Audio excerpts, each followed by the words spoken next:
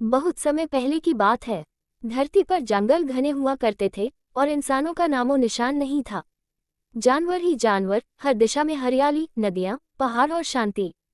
इन्हीं जंगलों में दो ऐसे जानवर रहते थे जिनका नाम सुनकर ही बाकी जानवर कांप जाते थे। एक था शेर और दूसरा था बाघ।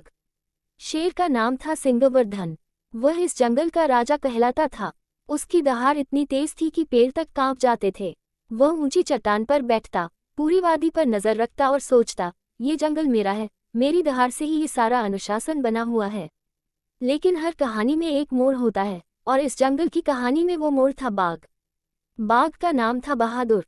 वह उतना ही ताकतवर था जितना शेर, लेकिन उसका स्वभाव अलग था।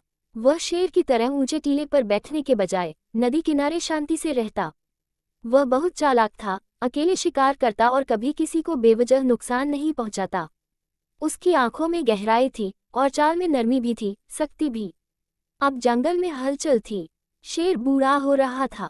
जानवर सोचने लगे, अब आगे कौन। सिंहवर्धन का बेटा वीरवर्धन था, लेकिन उसमें न वो समझ थी, न वो दृष्टि। वहीं दूसरी ओर बहादुर बाघ की चर्चा हर कोने में थी। फिर एक दिन जंगल के समझदार जानवर लोमड़ी, भालू और बंदर आपस में मिले। उन्होंने एक योजना बनाई। वो दोनों राजाओं को एक साथ आमंत्रित करेंगे और एक मुकाबला कराएंगे।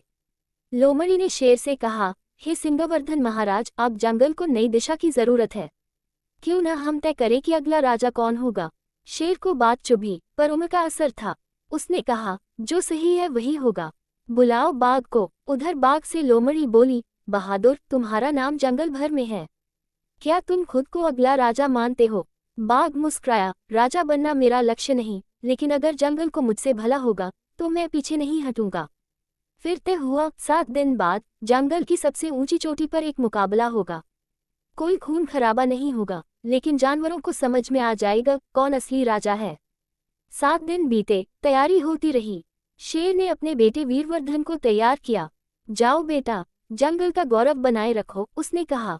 पर वीरवर्धन घमंडी था। मैं तो एक ही पंजे में बाघ को गिरा दूंगा, वह बोला। उधर बाघ अपनी बहन चित्रा से बात कर रहा था। भैया, मुझे डर लग रहा है, अगर तुम हार गए तो। चित्रा ने कहा। बाघ ने उसका सिर सहलाया, हार और जीत से फर्क नहीं पड़ता चित्रा। फर्क पड़ता है कि हमने जंगल के लिए क्या किया। अगर मेरा इरादा सही है तो परिणाम भी अच्छा होगा। आखिर वो दिन आया। हजारों जानवर जमा हो गए। चिड़िया पेड़ों पर, बंदर टहनियों पर, हाथी और भालू मैदान में। सबकी नजर थी उन दो राजाओं पर।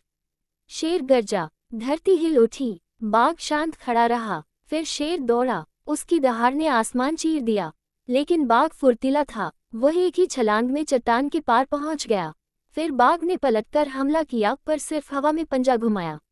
वह जानता था, ताकत दिखानी है, डर पैदा नहीं करना। वीरवर्धन को गुस्सा आया। वह पागलों की तरह हमला करने लगा, पर हर बार चूक गया। उसका घमंड ही उसकी कमजोरी बन गया। बाघ ने उसे नीचे गिरा दिया, लेकिन मारा नहीं। जंगल सन्न था। सबने देखा, बाघ जीत सकता था, पर उसने नहीं मारा। बाघ बोला, जो खुद को जीत नहीं सकता वह दूसरों पर राज कैसे करेगा। मैं राजा नहीं बनना चाहता, मैं जंगल की सेवा करना चाहता हूँ। शेर सिंहवर्धन उठ खड़ा हुआ। उसकी आंखों में आंसू थे। आज मैंने असली राजा को देखा है, उसने कहा। तूने मेरा बेटा हराया नहीं, बचाया है। तूने साबित किया है कि राजा बनता है दिल से, ताकत से नहीं। उस दिन से बहादुर बाघ को जंगल का राजा माना गया। पर उसने कोई ताज नहीं पहना, कोई सिंहासन नहीं लिया।